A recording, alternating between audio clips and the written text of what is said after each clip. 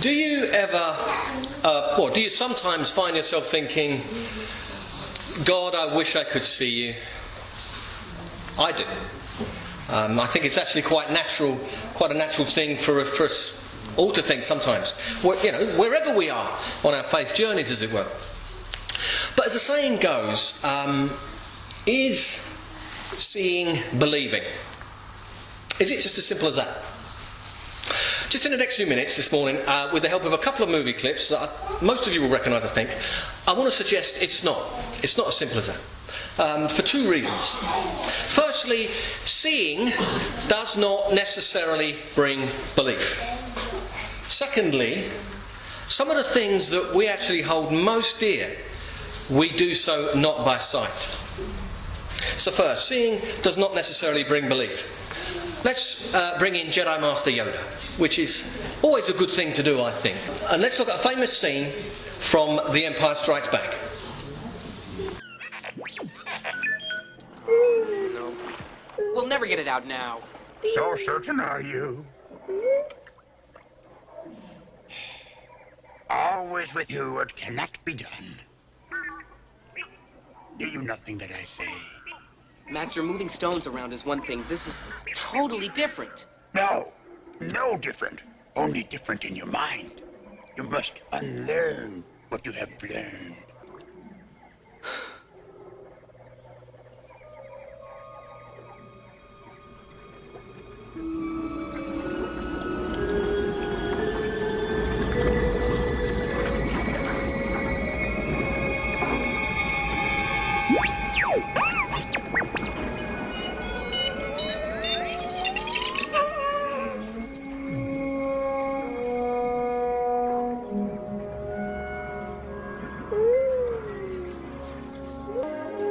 You want the impossible.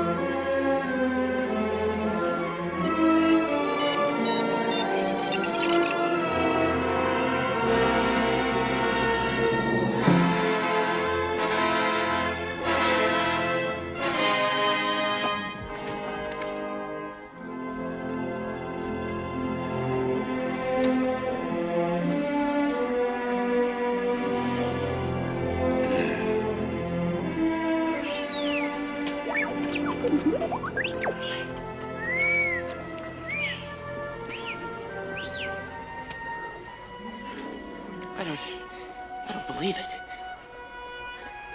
That is why you fail. Luke cannot believe what he's just seen. And I'm sure that would be the case for many of us. And in reality, God knows this about us too. That we can be a pretty disbelieving bunch. Jesus himself explained that there would be people that would not believe and wouldn't listen even if they saw a man rise from the dead. Would you believe it if you saw a dead man rise? Many, and when I say many, I mean hundreds of people did. And they were then prepared to suffer and die horrifically for him. To one of them, doubting Thomas, Jesus said, "Because you have seen me, you have believed. Blessed are those that have not seen and yet believe." Okay, what about my second point? that some things that we hold most dear, we do so not by sight. Who's here with someone they love? I'm glad a lot of hands went up there. A lot of hands. Who are you here with who you love? Listen. Grandma. Can you show me so I can see it? It's more difficult than it sounds, isn't it?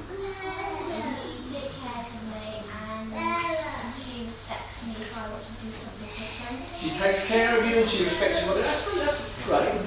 Maddie, can you show me that you're here with someone you love? Can you show me that you love them? Can anybody? Anyone? Too late. Anyone? It's actually more difficult than it sounds. Because love itself, we don't see, do we? We can see the evidence of love, things that sound loving, but we don't see love. We feel it. We feel love, don't we?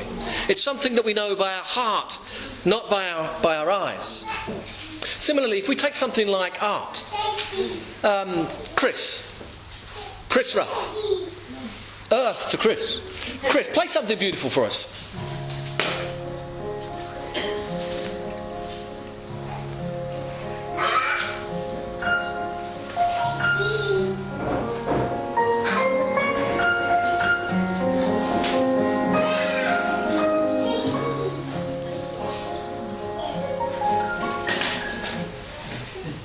Beautiful. Chris, what was that? That was Vladimir Horowitz's Constellation number 3 in D flat minor.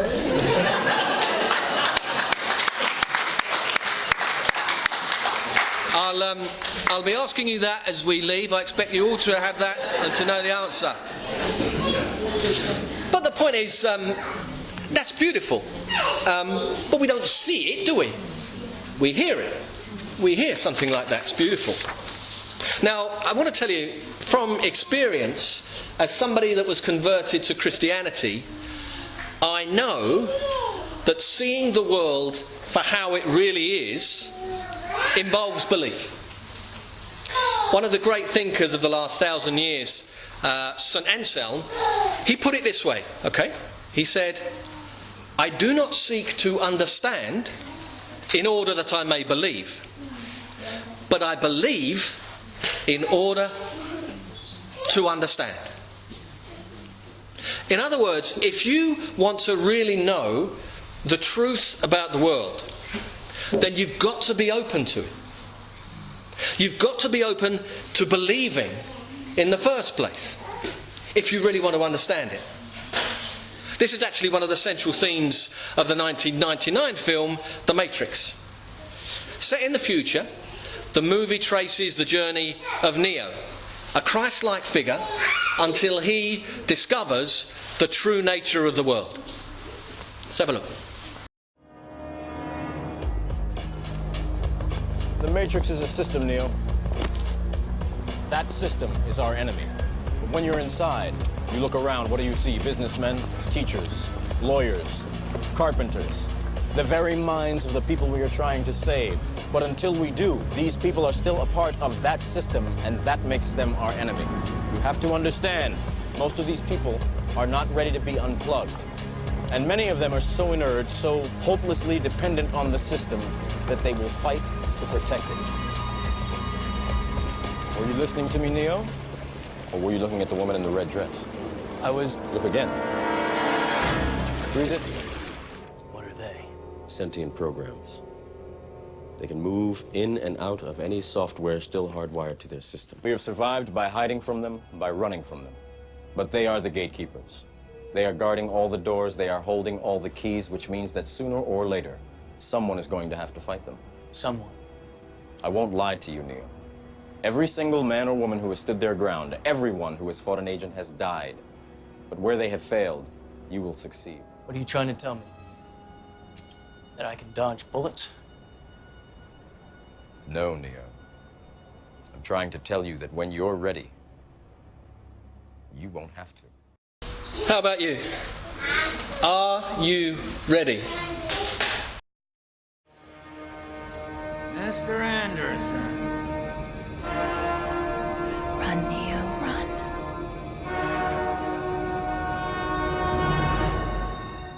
What is he doing? He's beginning to believe.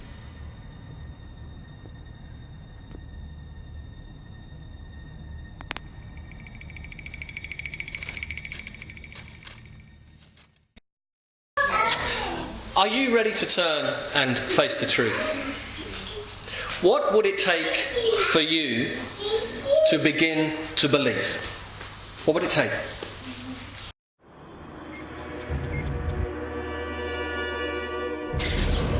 Now get up.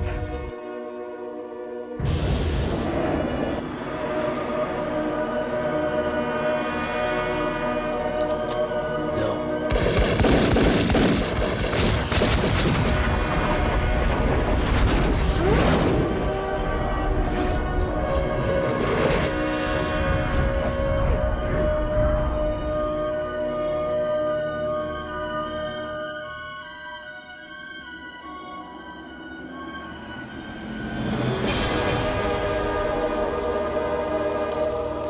How? He is the one.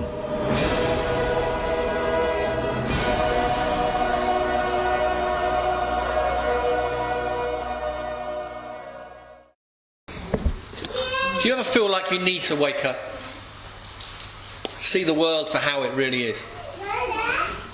The Apostle Paul, he put it like this. He said, "Do not conform to the pattern of this world, but be transformed by the renewing of your mind." Now, I'm obviously not here this morning trying to tell you that we're all living in the Matrix. And I'm not going to try and tell you that when you leave here you can stop bullets. But what I want to say this morning is, what if there is a truth about this world and your place in it that you can uncover, that you could see?